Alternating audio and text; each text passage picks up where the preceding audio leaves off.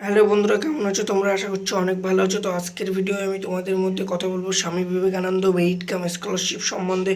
তো বন্ধুরা, তোমরা আমাকে অনেকেই কমেন্ট করছো যে দাদা আমাদের অ্যাপ্রুভ হয়ে রয়েছে, স্যাংশন হচ্ছে না, বা স্যাংশন হয়ে রয়েছে ডিআই অফিস বা এইচওয়াই অফিস থেকে, কিন্তু কোনো ক্লাইম এসএমএস আসছে না। তো সেক্ষেত্রে দাদা আমরা কি করব? আবার বলছো যে দাদা আমি টাকা পাইনি। কয়েকদিন আগে আমাকে একজন কমেন্ট করেছিল যে দাদা আমি টাকা পেয়ে গেছি। তো তার জন্য বলছি যে তুমি খুব ভালো হয়েছো, টাকাটা পেয়েছো, কিন্তু দেখো যারা এখনও পর্যন্ত টাকা পায়নি তারা কি করবে? তাদের আমি কিন্তু অনেক কবার বলে দিয়েছি যে তোমরা কিন্তু বিকাশ ভবনের হেল্পলাইন নাম্বারটায় কল করো। এই যে এইখানটায় নিচে কিন্তু আমি এর আগের ভিডিওয়ে দেখেছি যে তোমরা কিন্তু বিকাশ ভবনের হেল্পলাইনটায় কল করো। বিকাশ ভবনের হেল্পলাইনে কল করলে কিন্তু তোমার ফর্মটা কী অবস্থা আছে তোমরা জানতে পারবে। এটা হচ্ছে বিকাশ ভবনের হেল্পলাইন নাম্বার। এই নাম্বারটাই কিন্তু তোমরা কল করে জেনে নাও যে তোমাদের ফর্মটা কী অবস্থায় আছে।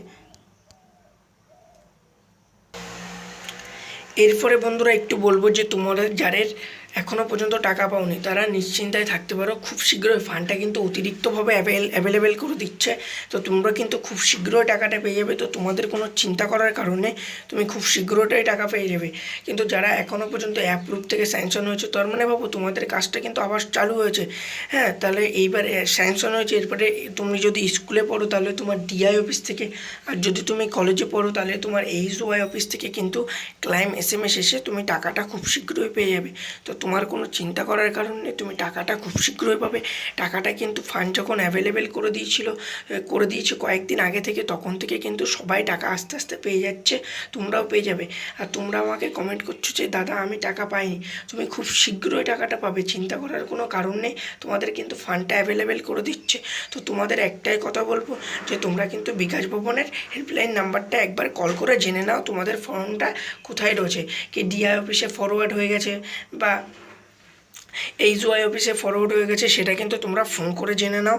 আর বন্ধুরা, আমাকে একজন কমেন্ট করেছিল যে দাদা আমার ব্যাঙ্ক অ্যাকাউন্ট নট ম্যাচ দেখাচ্ছে। তোমরা তোমাদের যদি ম্যাচ না হয় তোমরা কিন্তু ব্যাঙ্ক অ্যাকাউন্টটা গিয়ে আবার চেঞ্জ করলে, কারণ দেখো তোমাদের যদি কোনো ডকুমেন্টস ভুল যায় তখন তোমার ফর্মটা কী হয়, রিজেক্ট হয়ে যায়। তারপরে তোমার কী করতে হয়, আবার নতুন করে করতে হয়। তো তুমি কিন্তু আবার নতুন করে গিয়ে ফর্ম ফিল আপটা করলে কিন্তু তুমি টাকাটা খুব শীঘ্রই পেয়ে যাবে।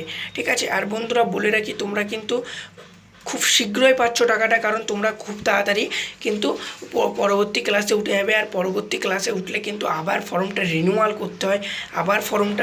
করতে হবে তোমাদেরও। কিন্তু তোমরা কিন্তু পুরনো টাকা মানে পিছনের যে টাকাটা সেটা কিন্তু তোমরা আর পাবে না। সেহেতু কিন্তু তোমরা খুব শীঘ্রই টাকাটা পেয়ে যাবে, কোনো চিন্তা করার কারণে। তো বন্ধুরা, আজকের ভিডিও এই পর্যন্ত। যদি ভিডিও ভালো লেগে থাকে তাহলে ভিডিওটিকে লাইক করো, আর চ্যানেলে নতুন হয়ে থাকলে চ্যানেলটিকে সাবস্ক্রাইব করে পাশে থাকা বেল আইকনটা অবশ্যই প্রেস করে দেবে।